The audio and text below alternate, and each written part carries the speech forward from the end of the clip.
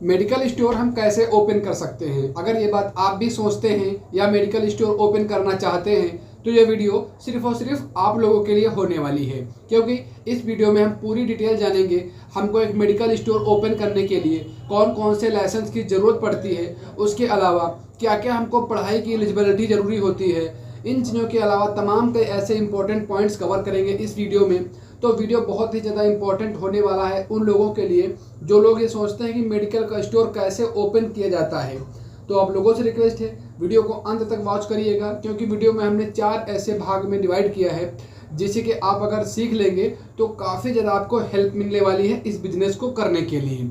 दोस्तों, यदि आप चैनल पर हमारे पहली बार आए हैं तो मैं आपको बता देना चाहता हूं, हमारे चैनल पर ऐसे ही छोटे छोटे वीडियोस आते रहते हैं कि रोज़मर्रा के जो बिजनेस होते हैं वो किस तरीके से किए जाते हैं, कैसे कम से कम बजट में। तो आप लोगों से रिक्वेस्ट है यदि चैनल पर पहली बार आए हैं तो चैनल को जरूर सब्सक्राइब कर लें, साथ में बेल वाला आइकन भी प्रेस कर दें। तो चलिए आपको एक एक करके सारे पॉइंट्स की डिटेल देते हैं। सबसे पहले इंडिया के अंदर अगर मेडिकल ओपन करने की बात करें तो आती है पढ़ाई। जी हाँ, यानी कि एलिजिबिलिटी उसके लिए क्या क्या होनी चाहिए। अब मैं आपको बता दूं कि हम इंडिया के अंदर 2 तरीके से मेडिकल खोल सकते हैं। एक तो खुद पढ़ाई करके खोलें, दूसरा है हम किसी का लाइसेंस किराए पर लेकर के भी इसको ओपन कर सकते हैं। अब मैं फर्स्ट केस में बात करता हूँ, अगर मैंने पढ़ाई करी है तो हम किस तरीके से ओपन करें। देखिए दोस्तों, पढ़ाई के लिए हमको बी फार्मा या फिर डी फार्मा या फिर एम फार्मा की ज़रूरत होती है। जैसे कि बैचलर इन फार्मा हमारे पास होना चाहिए, या तो फिर हमारा पास डिप्लोमा होना चाहिए फार्मा में, या फिर हम मास्टर ऑफ फार्मा हों।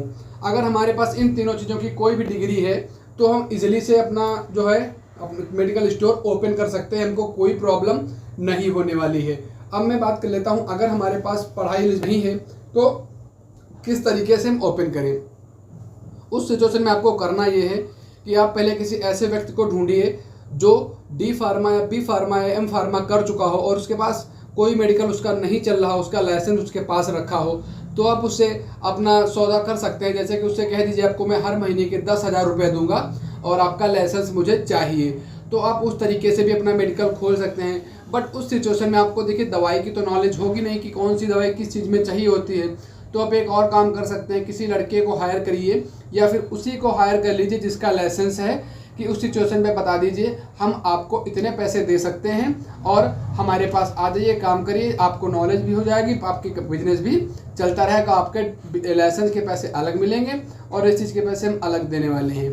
तो एक तरीका ये हो गया, इससे भी हम रेगुलर अपना बिजनेस है वो चला सकते हैं। देखिए, ये तो मैंने बता दिया कि हम किस तरीके से मेडिकल अपना ओपन कर सकते हैं। अब इसके अलावा कई और इम्पोर्टेंट चीज़ें हैं, जैसे कि सबसे पहले मेडिकल ओपन करने के लिए हमको एक अच्छी लोकेशन की ज़रूरत पड़ती है।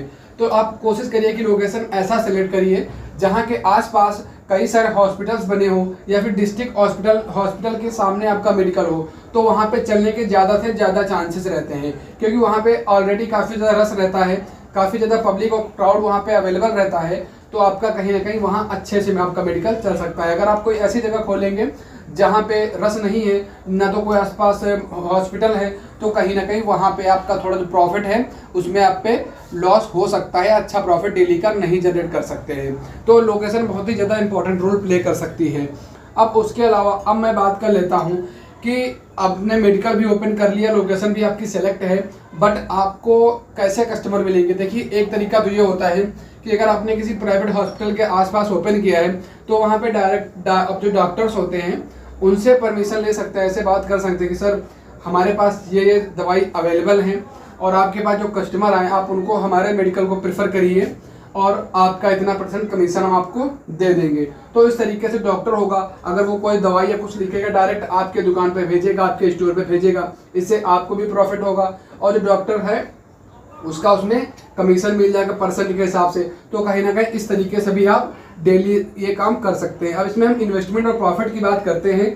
अगर जो लोकेशन है, ज़मीन है, वो दुकान है, वो खुद आपकी ही है, तो मैं इस सिचुएशन में बताता हूँ कितना आपका प्रॉफिट हो सकता है। आप देखिए, जो दवाई भरेंगे, सिर्फ और सिर्फ दवाइयों की मैं बात कर रहा हूँ, जितना भी आप इंतजाम करेंगे, अगर आपके पास 1.5 से 2 लाख का बजट है तभी ये काम करिए, क्योंकि इसमें 30-40 हज़ार से कुछ नहीं होने वाला, क्योंकि उसके अंदर का जो इंटीरियर यानी कि काउंटर है वो बनवाएंगे। एक फ्रिज बहुत ही ज़्यादा ज़रूरी है।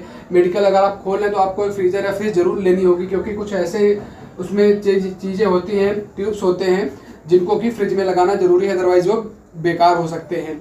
तो इसके लिए आपको फ्रिज की ज़रूरत होगी और अच्छे तरीके से रैक्स भी उसमें बनवाइए, हर तरीके की जो दवाएँ अलग अलग खांचे में भर सकते हैं। इसके अलावा जो आपका टोटल इन्वेस्टमेंट मैं बता देता हूँ, टोटल जो खर्चा आने वाला वो कहीं ना कहीं 3 लाख के आसपास आने वाला है। यानी कि फ्रिज हो गया और रैक्स हो गया, इन चीज़ों में आपका 50,000 मान सकते हैं हम, और बाकी की 2 से 2.5 लाख की दवाई आप उसमें भर सकते हैं। और आपका जो डेली का प्रॉफिट है उस पर एक नज़र डाल लेते हैं। जैसे कि आप अगर मान लेते हैं किसी हॉस्पिटल के आसपास हैं तो वहाँ पर आपको अच्छा खासा कस्टमर मिल जाएगा, और मेडिकल के स्टोर में अभी भी इसके प्राइस नहीं खुले हैं तो काफ़ी ज़्यादा प्रॉफिट अर्न कर सकते हैं आप। चाहे MRP पे सेल करिए या फिर MRP से कुछ डिस्काउंट कम भी ले सकते हैं पेशेंट्स या आपके कस्टमर से, तो वहाँ पे आपको बहुत ही अच्छा ज़्यादा प्रॉफिट जनरेट कर सकते हैं। तो गाइज ये थी एक छोटी सी वीडियो जो कि मैंने बताया मेडिकल स्टोर को हम कैसे ओपन कर सकते हैं। अगर वीडियो पसंद आया तो वीडियो को लाइक और चैनल को हमारे जरूर सब्सक्राइब कर दें, क्योंकि हमारे चैनल पर ऐसे ही वीडियोस आते रहते हैं, आपके लिए काफ़ी ज़्यादा बेनिफिट साबित हो सकता है। इस वीडियो में बस इतना ही, मिलते हैं किसी नए वीडियो में, तब तक के लिए धन्यवाद, जय हिंद।